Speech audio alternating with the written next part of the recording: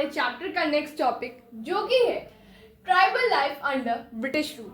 तो पिछली वीडियो में हमने बस ट्राइबल लाइफ के बारे में पढ़ा था कि ट्राइब्स नॉर्मली ब्रिटिशर्स के आने के पहले कैसे रहते थे, लेकिन अब हम देखेंगे कि ब्रिटिशर्स के आने के बाद ब्रिटिश रूल के अंडर में, कॉलोनियल पीरियड के अंडर में ट्राइब्स का क्या हाल हुआ था, उनकी लाइफ पे क्या क्या इफेक्ट्स पड़े थे।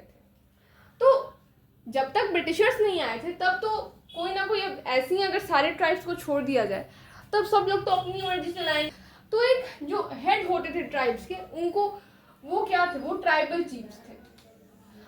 तो ब्रिटिशर्स के आने के पहले ट्राइब्स के जो हेड थे वो थे ट्राइबल चीफ्स। अब चीफ है, हेड है, तो कुछ ना कुछ तो एक्स्ट्रा पावर, कुछ एक्स्ट्रा राइट्स, बाकी ट्राइब्स के कंपैरिजन में कुछ हट के एक्स्ट्रा चीज़ें तो रहेंगी उनके पास, कुछ एक्स्ट्रा पावर वगैरह। तो इनके पास कुछ इकोनॉमिक पावर थी और बाकी ट्राइब्स के कंपैरिजन में एक्स्ट्रा कुछ इकोनॉमिक पावर थी एंड एडमिनिस्ट्रेटिव राइट्स थे इनके पास। और कुछ रीजंस में इन्होंने रूल्स भी बनाए थे, किस लिए? लैंड एंड फॉरेस्ट मैनेजमेंट के लिए, लैंड को देखने के लिए एंड फॉरेस्ट मैनेजमेंट के लिए इन्होंने कुछ रूल्स भी बनाए थे। सब कुछ अच्छे से चल रहा था, ट्राइबल्स अपना ऑक्यूपेशन नॉर्मली फॉलो कर रहे थे, कुछ लोग झूम कल्टीवेशन कर रहे थे, कुछ लोग हर्डिंग एंड रेयरिंग कर रहे थे, कुछ लोग हंटिंग एंड गैदरिंग पे ध्यान दे रहे थे, कुछ लोग फॉरेस्ट प्रोडक्ट्स जो थे उनको इकट्ठा करके उनको बेच के आ रहे थे बाहर। सब कुछ मस्त चल रहा था, लाइफ सबकी एकदम मस्त चल रही थी, एकदम चिल कर रहे थे सब। तभी एंट्री होती है ब्रिटिशर्स की, एंड उसके बाद से कहानी में हमारे आता है ट्विस्ट, क्योंकि इसके बाद से ट्राइब्स की जो लाइफ है, ट्राइबल्स की जो लाइफ है वो क्या होगी, वो चेंज होने लगेगी।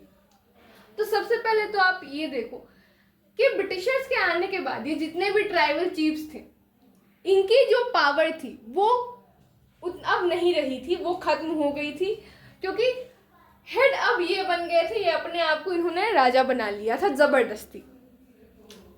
और इस टाइम पर पहले जब ट्राइबल चीफ्स थे, जब नॉर्मल ट्राइब अपनी लाइफ जी रहे थे, उस टाइम पर उनको कोई लैंड रेवेन्यू पे करने की जरूरत नहीं पड़ती थी, सब एकदम अपने ही मस्ती में रहते थे। लेकिन ब्रिटिशर्स के आने के बाद इनको अब लैंड रेवेन्यू भी पे करना पड़ रहा था एंड ब्रिटिशर्स अपने फायदे के लिए कुछ ऐसे रूल्स इन्होंने बनाए थे जो ट्राइब्स को फॉलो करने पड़ते थे, एंड वो रूल्स पहले इनको नहीं फॉलो करने पड़ते थे।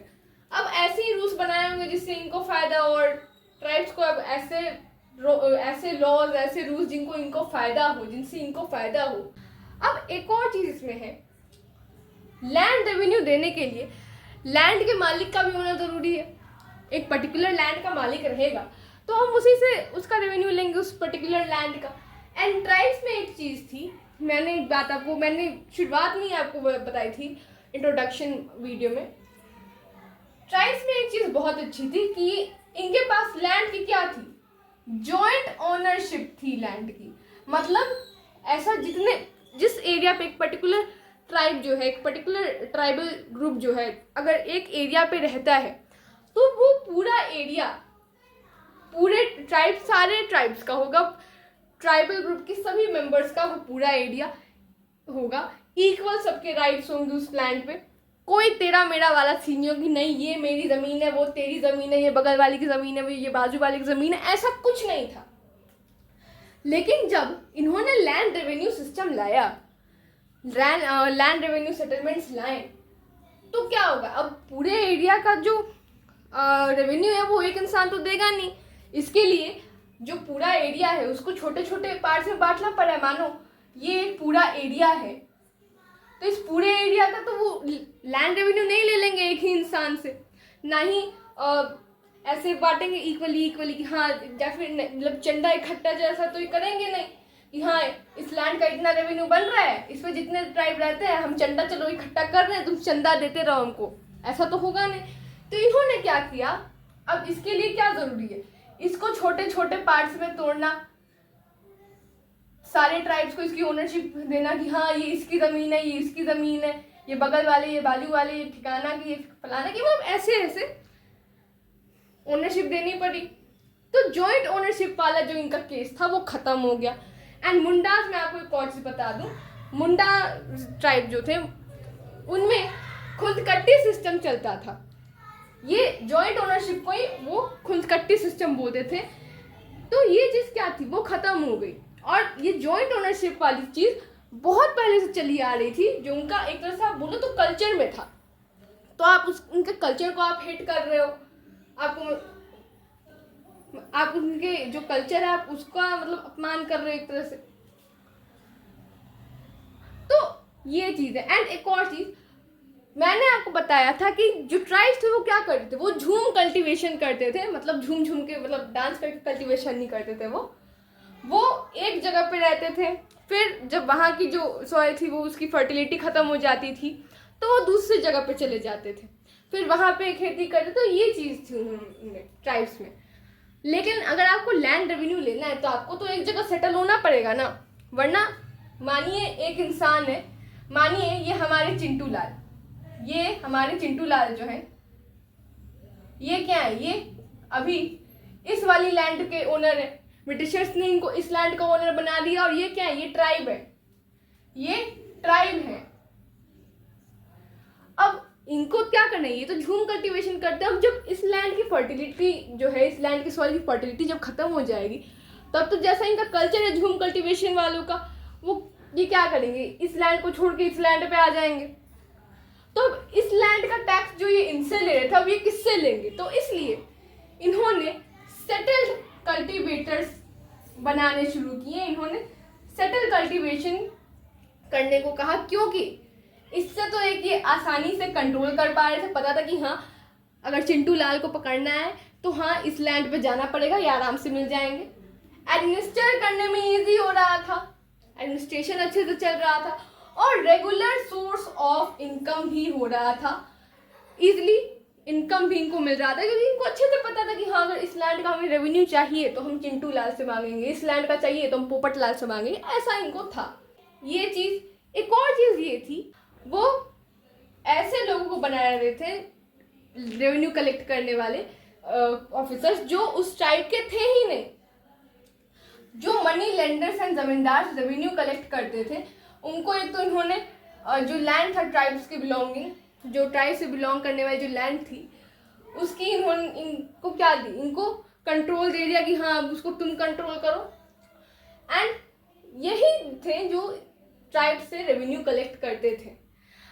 अब आप ही सोचो, आपके घर पे अचानक से कोई बाहरी इंसान आ जाए और आपसे बोले कि चलो चलो अब से मेरा घर हुआ, ये तुम्हारा घर नहीं है, एंड चलो अब तुमको इसके लिए अब रेवेन्यू देना पड़ेगा, टैक्स वगैरह देना पड़ेगा। गुस्सा आएगा, ऑफ कोर्स आएगा। आपके घर में एक चीज़ चलती है कि नहीं आज मैं इस रूम में रह रहा हूँ या फिर रह रही हूँ, आज मैं फिर दूसरे दिन उस रूम में, फिर तीसरे दिन इस रूम में, तो ऐसे घर में अगर चल रहा है, लेकिन वो आके क्या बोले कि नहीं अगर इस रूम में हो तो इसी रूम में रहना है। तो ये चीज़ कि जो भी फ्रीली वो लोग मूव कर रहे थे उस मूवमेंट पे भी ये रोक लगा रहे थे, फ्रीली इनको अपनी प्रैक्टिसेस फॉलो नहीं करने दे रहे थे। तो इन चीज़ों से किसी को भी गुस्सा आएगा। और इन्होंने जो फॉरेस्ट, ट्राइब्स कहाँ रहते थे, फॉरेस्ट में ही तो रहते थे, फॉरेस्ट पे वो पूरी तरह निर्भर थे। चाहे हर्डिंग रेयरिंग हुआ, चाहे हंटिंग गैदरिंग हुआ, चाहे जो फॉरेस्ट प्रोडक्ट्स वो कलेक्ट करते थे, झूम कल्टीवेशन, सब कहाँ होता था, फॉरेस्ट में ही तो होता था। तो इन्होंने कुछ नए फॉरेस्ट लॉज भी बना दिए और उन फॉरेस्ट लॉज के अनुसार जो भी फॉरेस्ट थे, जितने भी सारे फॉरेस्ट थे वो अब स्टेट की प्रॉपर्टी बन गए थे, स्टेट प्रॉपर्टी बन गए थे। कहने का मतलब ब्रिटिशर्स के अंडर में आ गए थे, ब्रिटिशर्स के रूल में आ गए थे वो। और इन्होंने एक एक्ट भी पास किया था, Indian forest act of 1878, Indian forest act of 1878। तो बेसिकली इन लॉज में इन्होंने क्या किया था, फॉरेस्ट को तो अपने अंडर में लिया ही था, साथ ही साथ अब जितने भी ट्राइब्स थे, अब कुछ ट्राइब्स थे हंटिंग गैदरिंग, कुछ ट्राइब्स थे हर्डिंग रेडिंग वाले, कुछ ट्राइब्स झूम कल्टीवेशन करने वाले, कुछ टाइप्स जो फॉरेस्ट प्रोडक्ट्स थे वो कलेक्ट करने वाले। ये सब क्या था, उनका ऑक्यूपेशन था, उनके ऑक्यूपेशन पे ही उनकी पूरी लाइफ जो थी पूरा उनका जो लाइवलीहुड था उनके ऑक्यूपेशन पे ही बेस्ड था। तो इस चीज से उन्होंने क्या किया, सारे ट्राइब्स को उनके फॉरेस्ट से निकल जाने को कहा।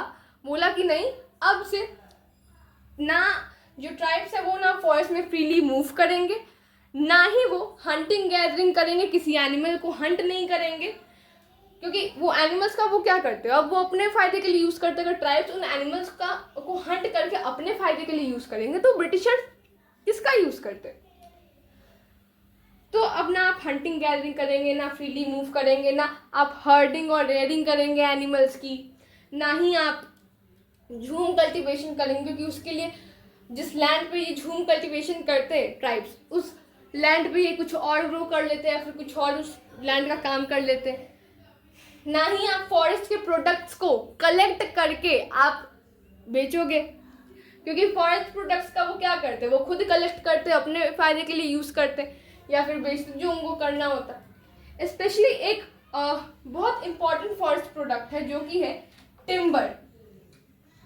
टिम्बर जो है वो बहुत इंपॉर्टेंट फॉरेस्ट प्रोडक्ट था ब्रिटिशर्स के लिए। एंड टिम्बर सारे फॉरेस्ट प्रोडक्ट्स को तो कलेक्ट करने से मना कर ही दिया था, बट स्पेशली टिम्बर को एकदम मना था, एकदम से मना। एंड जितने भी फॉरेस्ट में टिम्बर मिलता था उन फॉरेस्ट को क्या किया, रिजर्व कर दिया, यानी रिजर्व फॉरेस्ट बना दिया था। मतलब अब इन फॉरेस्ट पर बस ब्रिटिशर्स का हक है और कोई भी कुछ नहीं कर सकता है। अब सारे ट्राइबल्स को इन्होंने निकाल दिया तो निकाल ही दिया, लेकिन जब थोड़ा समय बीता, इनकी बुद्धि खुली, तो इनको लगा कि भाई ये तो बहुत डिफिकल्ट हो गया ट्राइबल्स के बिना। अब डिफिकल्ट क्यों हो गया, पहले तो आप बहुत भगाने के पे किसी भी तरह भागो यहाँ से, अब क्यों दिक्कत पड़ गई। तो इन्हें क्या करना था, मैंने ये उस टाइम क्या कर रहे थे, रेलवे की लाइन बना रहे थे, रेलवे लाइंस बना रहे थे, यहाँ पे ये ट्रेन वगैरह चलाते, तो ये रेलवे कंस्ट्रक्शन यहाँ पे चल रहा था। एंड उस रेलवे कंस्ट्रक्शन की जो रेलवे लाइन थी उसमें वुड की जरूरत पड़ती थी। ऐसे वुड के प्लैंक्स होते थे, एक तरह से आप बोलो तो हॉरिजॉन्टल वुड के प्लैंक्स होते थे, जिनको रेलवे लाइंस में यूज किया जाता था, जो पटरी वगैरह होती थी। तो उसमें उसमें वुड का यूज किया जा रहा था। एंड वुड के लिए क्या करना पड़ता, ट्रीज को कट करना पड़ता। ट्रीज कट करने के लिए और जो लॉग्स थे ट्रीज के, उनको एक जगह से दूसरे जगह ट्रांसपोर्ट करने के लिए, एक जगह से दूसरी जगह ले जाने के लिए इनको बड़ी दिक्कत होने लगी। पहले इनको भगाते टाइम ट्राइबल्स को कोई दिक्कत नहीं हुई, लेकिन काम करने के टाइम पे इनको बहुत दिक्कत होने लगी।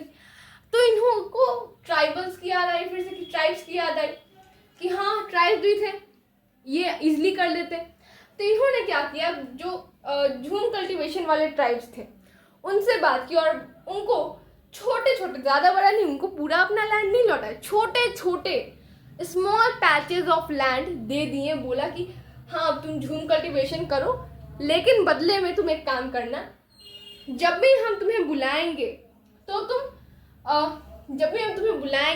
तुम एज अ लेबरर हमारी हेल्प कर देना।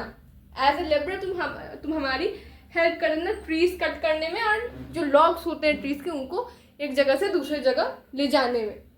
एंड ये चीज़ इनको बहुत फ़ायदा कर गई, क्योंकि जो झूम फार्मर्स थे वो उनको बहुत एज अ चीप लेबरर्स वो उनको बहुत इजीली मिल जा रहे थे, बहुत सस्ते लेबरर्स मिल जा रहे थे ब्रिटिशर्स को। और ये यहाँ तक तो बात थी ही थी, प्लस बात तब बढ़ गई जब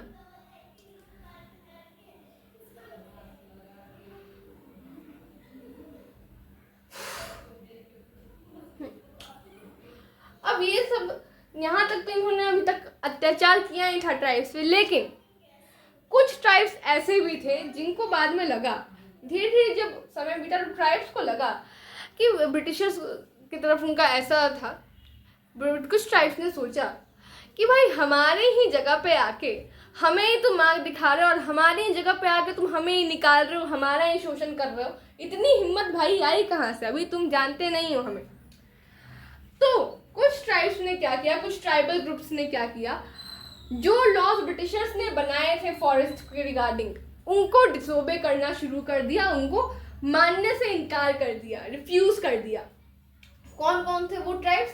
तो बाइगाज, बिसनहॉर्न, मुरियाज एंड हिल रेडीज, ये 3 ट्राइब्स जो थे, ये तीनों ट्राइब्स के नाम है और ट्राइबल ग्रुप्स के नाम है। ट्राइब्स के नाम नहीं मतलब ट्राइबल ग्रुप्स के नाम है, सॉरी। तो इन 3 ट्राइबल ग्रुप्स ने क्या किया, लॉज का डिसओबे करना शुरू कर दिया, बगावत करना शुरू कर दिया। एंड मैंने आपको क्या बताया था, ये क्या कर रहे थे, ये हंटिंग से मना कर रहे थे एनिमल की। एंड इन्होंने बोला कि नहीं, हमारा पहले से चला आ रहा ऑक्यूपेशन है हम ट्राइब्स का, हम पहले से हंटिंग करते आ रहे हैं, हम अपनी हंटिंग रिचुअल को ऐसे ही तुम्हारे चलते नहीं छोड़ने वाले हैं, तुम अभी नए नए आए हो, हम यहाँ बहुत पहले से हैं। तो इन्होंने अपनी हंटिंग रिचुअल को जारी रखा, ये हंटिंग करते रहे, जो एनिमल्स की हंटिंग होती थी। और यही कारण था कि बहुत टाइम रिबेल भी हो गया, इन ट्राइबल ग्रुप्स ने बहुत बार रिबेल भी किया। और इसी कारण से वो जो आप वो सोनग्राम सैंगमा रिवॉल्ट ले लो, जो कि असम में हुआ था, आई थिंक 1906, हाँ 1906 में हुआ था असम में। सोंग्राम सैंगमा रिवॉल्ट, तो वो ले लो। चाहे आप एक और फॉरेस्ट सत्याग्रह हुआ था ट्राइबल्स द्वारा, कब? 1930s के टाइम पर। मैं यहाँ पर 1930 नहीं बोल रही हूँ, मैं यहाँ पे 1930s बोल रही हूँ, SR है यहाँ पे। तो आप 1930s की, चाहे आप फॉरेस्ट सत्याग्रह को ले लो, चाहे आप 1906 के जो असम में वो सोंग्राम सैंगमा रिवॉल्ट हुआ था, उसको ले लो। तो ये किसमें रिजल्ट की? ये क्या था? ये रिबेलियन ही था ब्रिटिशर्स के लिए। अब ये सब चीज़ें तो हमने देख ली कि ट्राइबल्स के साथ ऑक्यूपेशन के बेसिस पे लाइफ में कैसा, जो नॉर्मल लाइफ थी उस पर क्या प्रभाव पड़ा ब्रिटिशर्स के आने के बाद। लेकिन अब देख लेते ट्रेडिंग के मामले में क्या प्रभाव पड़ा। तो ऐसे तो ट्राइबल जो थे वो सेल्फ सफिशिएंट थे, वो सारे काम अपने खुद में कर लेते थे, लेकिन उनको कोई खास आउटसाइडर्स की ज़रूरत नहीं पड़ती थी। बट जब 19th सेंचुरी का टाइम आया, 19th सेंचुरी का जब टाइम आया, उस टाइम पर इनको आउटसाइडर्स की भी नीड पड़ने लगी, ज़रूरत पड़ने लगी, क्योंकि उस टाइम पर फॉरेस्ट में बहुत सारे आउटसाइडर्स आ रहे थे, जैसे कि ट्रेडर्स, मनी लेंडर्स। और इनका मेन मोटो ये था कि ये ट्राइब्स के साथ क्या करे, ट्रेड करे। किस चीज़ का? जितने भी फॉरेस्ट प्रोडक्ट्स थे उन चीज़ों का ये ट्रेड करें। एंड बहुत बार तो ऐसा भी हुआ था, ये कैश लोन्स देते थे ट्राइब्स को, और ये कोशिश करते थे कि जो ट्राइब्स हैं वो उनके यहाँ काम करें, एज वेजेस पर काम करें, एज अ लेबरर। ये ट्राइब्स को अपने यहाँ वेजेस पे काम कराना चाहते थे। और हाँ, एक और चीज़, आप सामान खरीदने के मामले में देखो, ब्रिटिशर्स यहाँ पर भी अपना दिमाग लगाने से नहीं चूके। ब्रिटिशर्स जो थे वो अपना दिमाग यहाँ पर भी लगाने से नहीं चूके। इन्होंने क्या किया, ऐसे तो ये जब ट्राइबल ग्रुप से सामान खरीदते थे फॉरेस्ट प्रोडक्ट्स, तो ये लो प्राइस में खरीदते थे एंड बाहर जाके उसको हाई प्राइसेस में बेच देते थे। बट जब इनको ट्राइबल्स को सामान बेचने की बारी आ रही थी, बेचारे ट्राइबल्स इनको लो प्राइसेस में बेच रहे हैं, भले वो बाहर जाके उनको हाई प्राइसेस में बेच दे रहे हैं ब्रिटिशर्स उन प्रोडक्ट्स को। लेकिन जब ब्रिटिशर्स की बारी आ रही थी ट्राइबल्स को प्रोडक्ट्स बेचने की, तो वो क्या कर रहे थे, तो वो ट्राइबल्स को हाई प्राइसेस में वो सामान दे रहे थे। एंड इस चीज़ से ट्राइबल्स जो थी वो बहुत टाइम तक पॉवर्टी में रहे। एंड अभी आप देखो तो इसी वजह से, क्योंकि जो ट्राइबल्स हैं उनका बहुत एक्सप्लॉयटेशन हुआ है, इसी वजह से शेड्यूल ट्राइब्स को क्या दिया गया है, कॉम्पिटिटिव एग्जाम में आप देखोगे तो रिजर्वेशन दिया गया है। तो ये चीज़ है कि इस चीज़ से क्या हुआ, वो बहुत टाइम तक पॉवर्टी में रहे। अब कुछ ना कुछ तो रीजंस रहे होंगे कि ट्रेडर और मनी लेंडर अट्रैक्ट हुए फॉरेस्ट में जाने के लिए। ऐसे ही तो नहीं चले गए होंगे, इतने दिन तक जब नहीं गए, अब इनको क्या लग रहा था कि चले गए। तो जो स्टेट की जो मोनोपोली थी एंड कमर्शियल एक्सप्लोरेशन था, उस चीज़ की वजह से ये इन आउटसाइडर्स ने क्या किया, फॉरेस्ट के अंदर ये ट्राइबल्स के पास जाने लगे।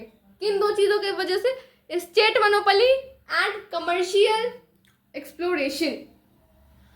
कमर्शियल एक्सप्लोरेशन मतलब ट्रेड से रिलेटेड एक्सप्लोरेशन, मनी छोड़ दो अभी, ट्रेड से रिलेटेड एक्सप्लोरेशन। और स्टेट मोनोपोली तो आप जानते ही हो, सबसे ऊपर दिखाना अपने आप को। मोनोपोली का मतलब ही होता है सबसे श्रेष्ठ दिखाना। अब ये दो चीज़ें, इन दो चीज़ों की वजह से आउटसाइडर्स जाने लगे ट्राइबल्स के पास, फिर ट्रेड करने लगे। एंड बहुत बार जो ट्राइबल पीजेंट्स थे, बहुत बार ट्राइबल पीजेंट्स को एक्सप्लॉइट किया गया, बहुत बार उनके साथ एक तरह से बोलो तो एक्सप्लॉइटेशन हुआ, जो कि एकदम कोई अच्छी बात नहीं है। एंड जितने भी मिडिल मैन थे, मिडिल मैन मतलब जो आप एक तरह से बोलो वो लोग जो ब्रिटिशर्स और ट्राइबल्स को क्या करते, कनेक्ट करते थे। यहाँ पे जैसे आप अभी मैंने आपको पढ़ाया मनी लेंडर्स और जमींदार्स, ये क्या थे, ब्रिटिशर्स और ट्राइबल्स को क्या कर, ट्राइबल ग्रुप्स को क्या करते, कनेक्ट ही तो कर रहे थे। मिडिल में ये बने हुए थे कि हाँ ट्राइबल्स की बात को ब्रिटिशर्स तक, ब्रिटिशर्स की बात को ट्राइबल्स तक, ऐसे। तो जो मिडिल मैन थे, जैसे कि ट्राइबल्स हो गए, जमींदार्स वगैरह हो गए, या फिर आप ट्रेडर्स को ले लो, रेवेन्यू फार्मर्स को ले लो, ये क्या करते थे, ये पोजीशन, इनका पोजीशन चलता था ट्राइबल लैंड्स पे। जितने भी ट्राइबल लैंड्स पे उन पे इनका पोजीशन चलता था। इट मीन्स ये पूरा हक जमाते थे उन ट्राइबल लैंड्स पे, ट्राइब्स की लैंड्स पे। एंड ये चीज़ जो थी ट्राइब्स को बिल्कुल अच्छी लगी। एंड इस चीज़ के चलते ट्राइब्स जो थे, एक तरह से आप बोलो तो इस चीज़ से भी वो पॉवर्टी में गए, क्योंकि जो लैंड उनकी थी वो अब उनकी नहीं रही, प्लस उनको अब उसके लिए टैक्स भी देना पड़ रहा है। कोई अच्छी बात नहीं है, ऑब्वियस सी बात है। एंड 19th सेंचुरी में जो ट्राइब्स थे उनको एम्प्लॉयमेंट देना शुरू कर दिया।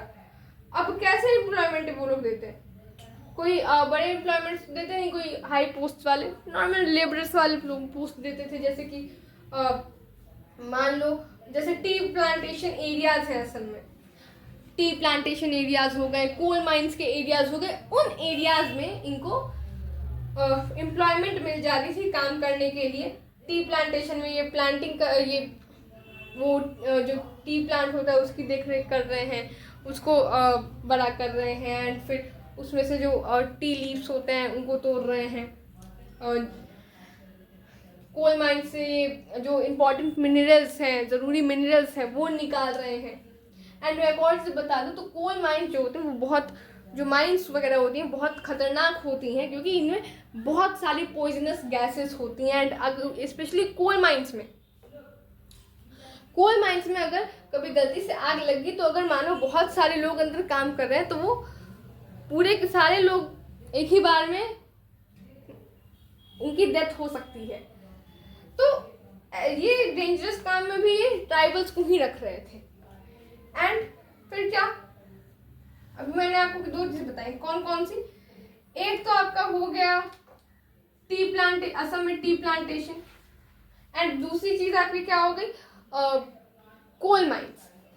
एंड कोल माइंस भी कहाँ की, झारखंड की। अभी भी आप देखो तो जो कोल माइंस है वो झारखंड कोल के लिए बहुत ज़्यादा फेमस है। लेकिन एक चीज़ जो अच्छी नहीं है और किसी को भी अच्छी नहीं लगेगी, अगर आप कोई पंजाब का प्रोडक्ट है उसको आप पंजाब के बाहर जाके बेचो तो उस पर टैक्स लगेगा, वो थोड़ा महंगा मिलेगा।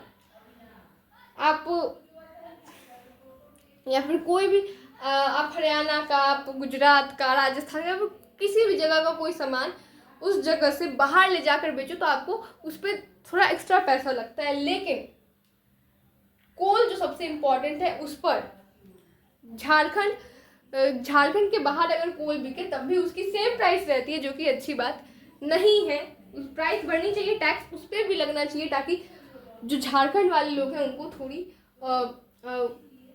जो लाइफ स्टाइल है वो सुधरे। बिकॉज जहाँ जहाँ एक मैंने वीडियो देखी थी, ऐसे ही मैं जब शॉर्ट्स चलाए थे मैंने एक वीडियो देखी थी, उसमें दिखाया गया था कि जहाँ जहाँ पहले कोल माइंस हुआ करती थी वहाँ वहाँ लोगों ने क्या किया है, वहाँ पर क्या हुआ है, सबने कोल वगैरह निकाले, मिनरल वगैरह निकाले, एंड उस जगह पर अब जो ज़मीन है, बहुत लोगों के घर, अब वो ज़मीन जो है वो थोड़ी कमज़ोर पड़ गई है वहाँ की, एंड बहुत लोगों के जो घर है वो टूटने जैसे हो गए हैं।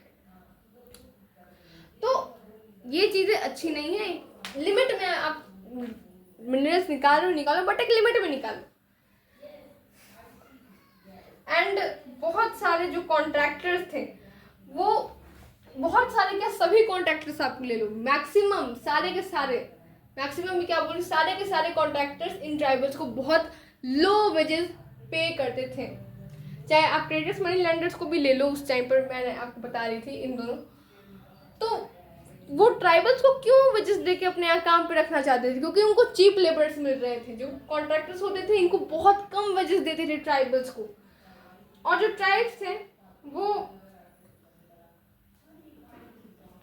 उनको रोका जाता था वापस उनके घर जाने से। उनको जब वो बोलते थे घर जाना है, उनको नहीं जाने दिया जाता था।